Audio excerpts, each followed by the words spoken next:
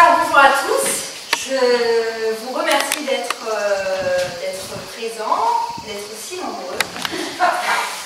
Je suis très heureuse aujourd'hui de vous présenter mon nouveau livre, L'idole sacrée de Nazca, une statuette guérisseuse extraterrestre, point d'interrogation.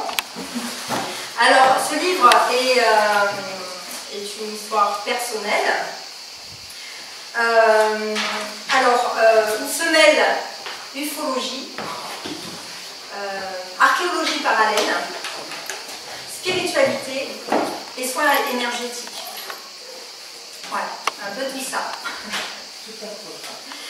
Alors c'est une quête personnelle, avec à la clé une guérison spirituelle et physique.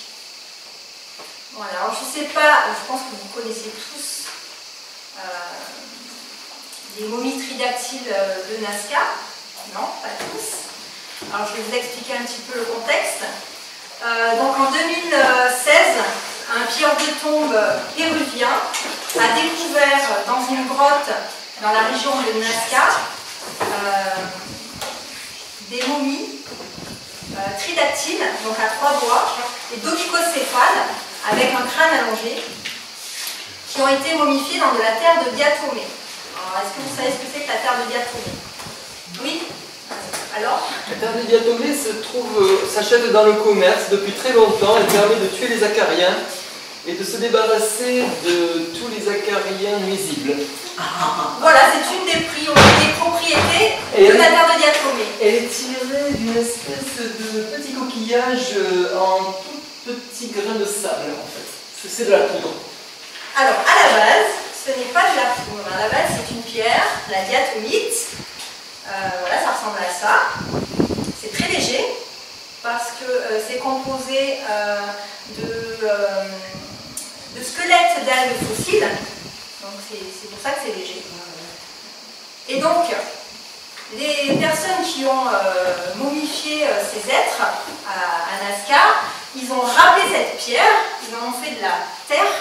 La poudre, la terre de diatomée qu'on trouve en effet dans le commerce et qui a plusieurs vertus, donc celle dont tu as parlé, donc insecticide. On l'utilise aussi comme filtre pour les piscines.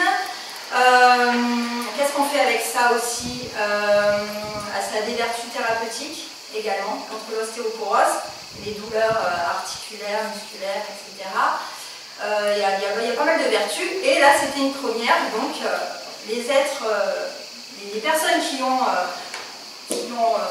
momifié ces êtres sur Nazca, ils ont plongé les corps dans cette terre, et ça a déshydraté les corps, ça a empêché la putréfaction en fait. Voilà. Donc les corps ils sont tout blancs. Quand vous les manipulez, vous avez un peu de terre qui reste sur les mains. Et donc si on enlève cette couche de terre de diatomée, les corps se décomposent et reprennent leur décomposition. Voilà. Donc on est obligé de... Alors les momies, les êtres, ils ont un peu une peau reptilienne. Voilà. Ça ressemble à une peau de reptile. Voilà. Donc je suis partie sur Nazca en 2017 pour enquêter sur ces fameuses momies. Je me suis rendue chez Mario, le Wakiro, c'est le pilleur de tombe, sur Palpa. Donc il m'a présenté des momies. Je suis allée voir la grotte également, où étaient les momies, où ont été découvertes les momies. Et il s'est passé quelque chose avec une de ces momies. Donc la momie qui est sur le livre. C'est une momie tridactyle sans tête, qui a une position particulière. Elle est toute petite comme ça, très très légère puisqu'elle est déshydratée. Et voilà. Donc je vais vous lire un passage de mon livre qui relate de cette expérience avec cette momie que j'ai appelée Yoda. Pas pour rien. Voilà.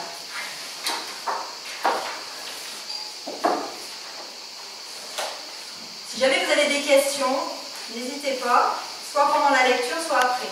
D'accord? Nazca, dimanche 9 juillet 2017. Il était 6 h du matin quand je fus réveillée par la sonnerie du téléphone de ma chambre d'hôtel. Une personne demandait à me voir.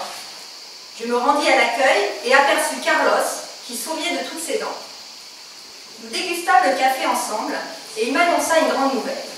Nous allions nous rendre sur le site, dans la grotte où ont été découvertes les momies. Incroyable! Je sautais de joie. Avec Carlos et son chauffeur, nous avons pris la route pour Palpa. Une fois arrivés, nous sommes montés dans un 4x4 noir aux vitres fumées, un de ces engins que l'on voit plus souvent dans les films américains que sur les routes européennes. Je m'enfonçai à l'arrière de ce géant et m'installai pour 1 heure de route. Carlos parlait avec le chauffeur et finalement, on me demanda de bander mes yeux. Je ne devais en aucun cas connaître l'itinéraire pour ignorer l'emplacement exact du Saint des Saints. Malgré ma surprise, j'acceptais avec empressement.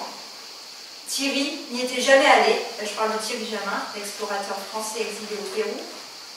C'est lui qui a exposé au grand jour les fameuses momies, qui les a fait connaître au public. Donc Thierry n'y était jamais allé et je serais la première. Décidément, Carlos devait avoir le Graal ou le portefeuille bien rempli. La seule chose que je puisse dire est que le chemin semblait tortueux, car, sans pouvoir regarder la route, je sentais une légère nausée m'envahir. Le véhicule s'arrêta.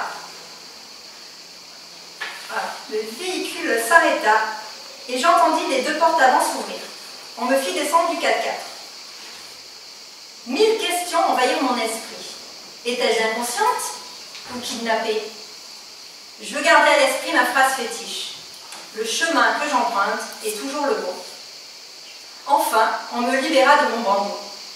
Mes yeux finirent par faire le point, et je m'aperçus que j'étais dans le hall d'une villa luxueuse. Je suivis le chauffeur. On me fit descendre 7 marches, me courber pour passer la porte très basse, et la lourde porte se referma derrière moi. J'étais dans une sorte de crypte voûtée et sombre, éclairée par des bougies vacillantes. Près d'une table se tenait un homme assis. Devant lui, la petite momie que Mario nous avait présentée à Palpa la veille. J'étais inquiète, mais Carlos me fit signe de garder mon calme. L'homme se leva, nous salua d'une poignée de main et nous indiqua nos sièges. Le chauffeur revint avec quelques feuilles qu'il posa devant nous.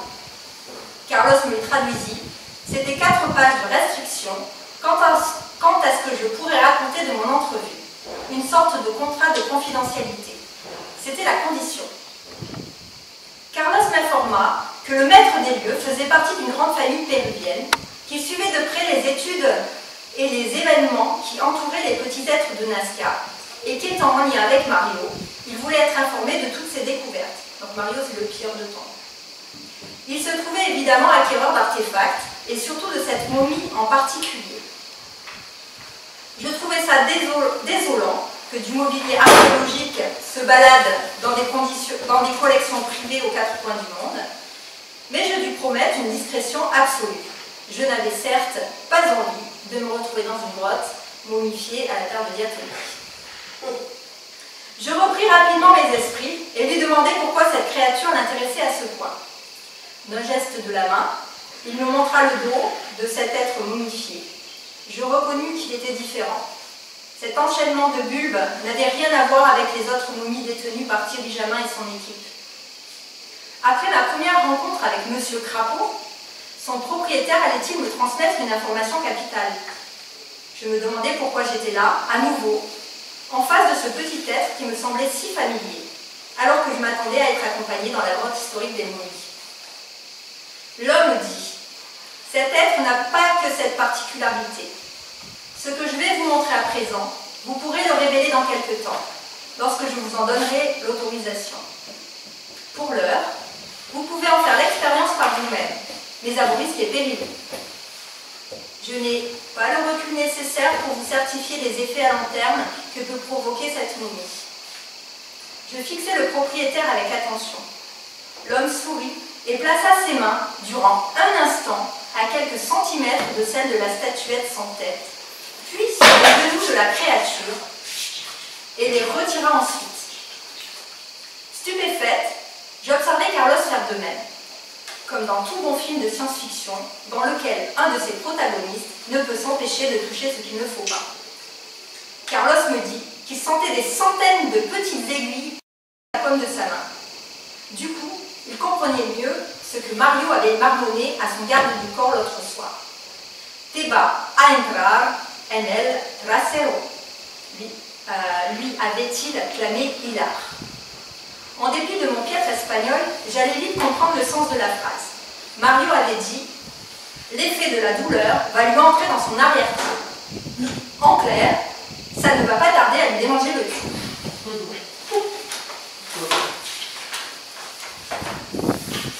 Malgré ces avertissements, je ne pouvais évidemment résister à une telle expérience. C'était déjà trop tard pour moi. La seconde d'après, je tendais le bras et déployais la main droite au-dessus des petites mains tridactyles de Yoda.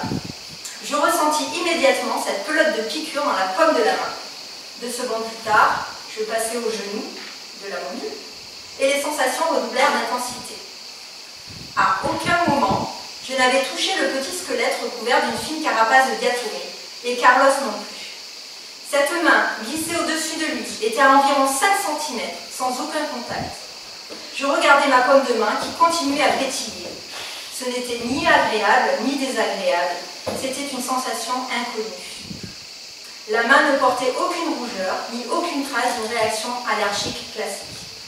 Mon cœur, lui, battait plus vite, mais cela n'avait rien d'anormal. Je venais de vivre une expérience unique et inoubliable. Carlos demanda alors à notre hôte comment Mario avait découvert cette extraordinaire propriété de la momie. Il sourit une nouvelle fois et nous raconta que lors de la découverte de Yoda, Mario et un autre Wakero, après l'avoir sorti de la terre de Diatomée, l'avaient posé dans un coin, continuant à chercher d'autres objets. Le comparse de Mario finit par annoncer qu'il se sentait mal avant de s'évanouir. Après avoir évacué son ami, ce dernier finit par reprendre ses esprits et ils se rapprochèrent de l'être décapité qui semblait toujours irradié. C'était nettement perceptible et dès qu'il s'en approchait. Je repris mes esprits et posai quelques questions pour la postérité. Sur quelle commune se trouve le site où ont été retrouvés ces artefacts? Sur Palpa. Y a-t-il des souterrains et des grandes salles sur le site de la découverte, comme l'a affirmé Mario précédemment? Non. L'endroit est une simple grotte de Diatomée, encore vénérée par quelques descendants incas. Ils s'y rendent à certaines dates pour honorer les momies et faire des offrandes. Mario a vu l'intérêt que suscitait le sujet extraterrestre et pensa qu'en racontant l'histoire ainsi, il attirerait des acquéreurs du monde entier. Y a-t-il du matériel à mémoire de forme, des sarcophages et un immense ovni sur site? Il eut un léger sourire en forme de rictus. Bien sûr que non. Au fur et à mesure que l'homme parlait, les effets étranges semblaient se propager. Les aiguilles gagnaient du terrain, remontant doucement le long de mon avant-bras droit, de 5 à 6 cm par minute. C'était comme une petite armée de fourmis qui vous mordaient avec zèle, et le coude fut bientôt dépassé. Notre hôte riait sous cap, nous rappelant en espagnol que l'apogée serait la joyeuse démangeaison de notre fond de main. L'omoplate fut contaminé, puis tout le haut du dos, me rappelant une vieille douleur psychosomatique que je traînais depuis des années. Ce fut ensuite à la majeure partie de mon côté gauche d'être touché, comme si je me roulais dans un champ d'ortie. Pourtant, il n'y avait toujours aucune trace de réaction allergique visuelle. Juste cette envie irrésistible de retirer ces petits dards qui tenaient à me rappeler que, parfois, il faut faire preuve de prudence. Heureusement, Mario et cet homme étaient toujours en vie, et ils ne semblaient pas inquiets, ce qui me rassurait un peu. Ce n'était qu'un répit. Bientôt, une douleur étrange tenailla mes ovaires, tandis que Carlos souffrait d'un mal au ventre, à l'endroit même qui avait nécessité mon soin énergétique. Sur ces sensations, nous décidâmes de prendre congé, un peu inquiets quand même, mais émerveillés. Je remis mon bandeau, et au bout d'une heure, nous étions de retour. Avions-nous rêvé? Nous n'avions pas cessé de comparer nos symptômes et avions constaté qu'ils étaient identiques dans leur progression chronologique. Les picotements avaient laissé place à des sortes de crampes dans les jambes et les mollets. Nous verrons bien si certains effets s'atteindront bientôt ou pas, me dit Carlos. Nous avions tous les deux la gorge qui nous grattait. Finalement, Carlos m'avoua que nous n'étions pas allés sur le site en raison d'un changement d'avis du propriétaire qui préférait d'abord nous rencontrer. Mais ce n'est que partie remise, me confia-t-il, sur un ton rassurant.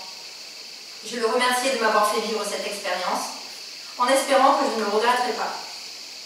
Mais il faut toujours avoir confiance en sa destinée. Bien plus tard, on me parla de la bénédiction du pharaon Toutankhamon et de l'homme préhistorique retrouvé dans la glace Ozzy. Mais mon esprit positif me faisait voir les choses autrement. Je voyais cette rencontre plutôt comme une bénédiction, et ce depuis le début. Je me suis couchée exténuée, mais heureuse d'avoir pu vivre ces effets extraordinaires et inconnus. Les picotements avaient cessé.